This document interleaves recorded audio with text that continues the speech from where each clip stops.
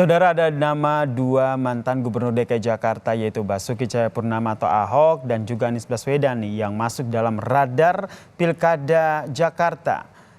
Bagaimana peluang keduanya untuk masuk dalam kontestasi Pilkada Jakarta 2024? Kita bahas bersama dengan founder Voxpol Center, Mas Pangy Syarwi Caniago yang telah bergabung di Kompas Malam. Salam sehat Mas Pangy. Malam Bang Yasir, Jadi salam Mas sehat. Pangy ngelihatnya seperti apa nih masuk dalam radar Pilkada Jakarta? Emang sebegitu besarkah kans dari mantan gubernur DKI Jakarta ini keduanya? Ya tentu kans itu peluang itu tetap ada ya. Mm-mm. Bagaimanapun pilkada ini kan sangat dinamis dan banyak faktor variabel. Makanya mantan-mantan gubernur itu tetap punya populis. Mereka sudah ada di ingatan masyarakat, sudah ada di benak masyarakat. Tinggal bagaimana melihat trennya ke depan, kansnya, peluangnya. Makanya seperti Anies, Pak Ahok, Mm-mm. siapapun, itu kan mereka adalah figur-figur yang bukan nama baru ya. Meskipun ada juga pandangan masyarakat ingin ada tokoh baru, yang seger, yang usia-usia 45 tahun, Mm-mm. seperti misalnya di Gerindra kan mengusung ada rencananya misalnya Juan Dono itu ya, anggota DPR termuda dari Gerindra misalnya, ponakannya Pak Mm-mm. Prabowo, itu juga ada yang mau diusulkan seperti itu. Gitu. Mm-mm. Ada juga misalnya nama Sahroni dari Nasdem, kemudian Golkar ada nama Ridwan Kamil, Mm-mm. PKS juga mengusung nama Sendiri Pak ya. Anies dan Mm-mm. Goilham, dan banyak nama kemudian Berarti memang muncul. masih ada kans ataupun peluang dari dua mantan gubernur DKI Jakarta ini terbuka lebar ya. Kita bahas satu-satu nih. Kalau seandainya punya peluang berarti ada dua opsi nih. Yang pertama adalah keduanya disandingkan bersama atau keduanya bersaing. Nah, yang mana yang menurut Anda akan terjadi? Iya begini, pertama variabelnya partai ya. Siapa Mm-mm. yang akan mengusung Pak Anies dan siapa yang akan mengusung Pak Ahok. Nah misalnya PDIP kalau kemudian mau mengusung Pak Ahok, kemudian Anies diusung kembali oleh PKS atau oleh Nasdem atau oleh PKB, itu kan akan ada hal memungkinkan mereka untuk bergabung, berkoalisi. Mm-mm.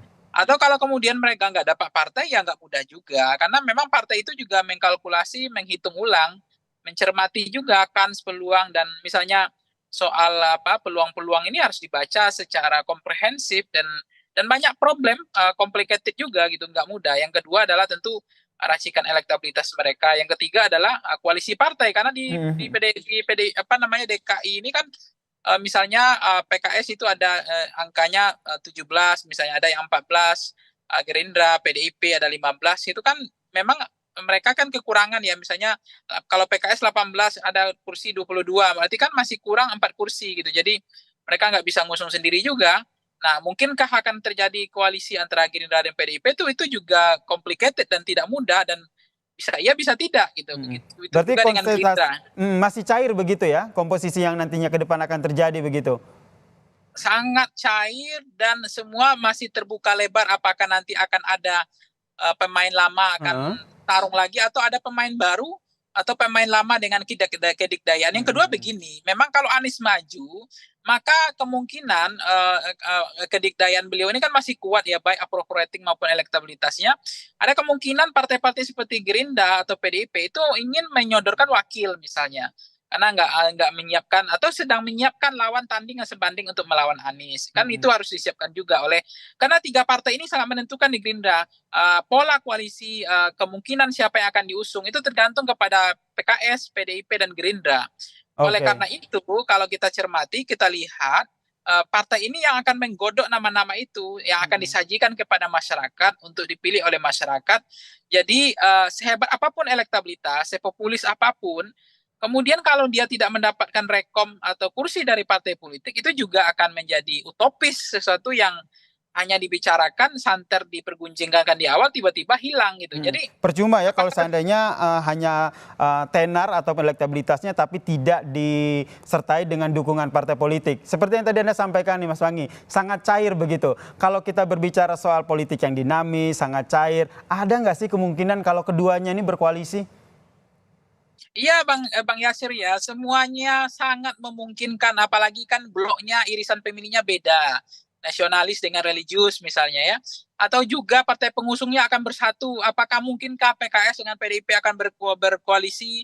bersatu gitu ya antara blok ideologis yang spektrum politiknya berjarak antara kanan dengan kiri selama ini gitu. Jadi untuk bisa cair itu kan nggak mudah juga. Walaupun di beberapa koalisi, di beberapa pilkada, PKS sama PDIP itu bisa satu kolam, bisa bersama. Bahkan banyak berapa role model mereka sukses untuk berkoalisi.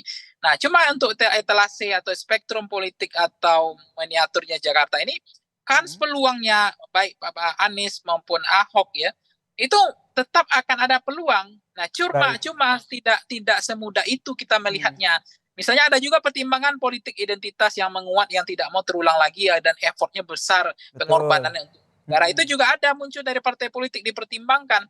Tapi ada juga partai politik, nama-nama ini nggak usah lagi lah, kita ingin nama-nama baru misalnya diusungkan oleh masing-masing partai ini supaya akan lebih refresh, lebih segar, regenerasi ke depan gitu. Baik. Atau jangan-jangan misalnya Pak Ahok nggak mau lagi ikut, itu juga belum tentu bisa mau atau enggak, kan itu juga menarik. Pak Anies juga misalnya mazhab pertama memang orang mengatakan Pak Anies nggak mungkin akan menurunkan levelnya dari tokoh nasional menjadi tokoh daerah, bertarung lagi itu melelahkan, effortnya juga besar. Atau sebaliknya Pak Anies juga mau kembali memutuskan untuk menjadi calon gubernur kembali karena tidak mau panggungnya hilang, tidak mau mobilnya redup, lampunya redup, tetap ada mainan, tetap punya panggung, dan mereka ingin menjadi gubernur karena gubernur Jakarta walaupun DKJ ya, tetapi tetap istimewa, tetap seksi. Tetap istimewa karena ya, dan sangat dinamis ya, kita lihat nih masih sangat cair begitu. Lobby-lobby politik tentunya masih terus dilakukan di belakang layar, di tengah terus memantau siapa saja elektabilitasnya yang mencuat di DKI Jakarta ini. Kita nantikan bersama ya seperti apa nanti nama-nama yang akan muncul di bursa Cagup Jakarta ini. Terima kasih Mas Panggi Syarwi Caniago telah bergabung bersama kami di Kompas Malam. Salam sehat Mas Panggi. Salam sehat Mas Yasir.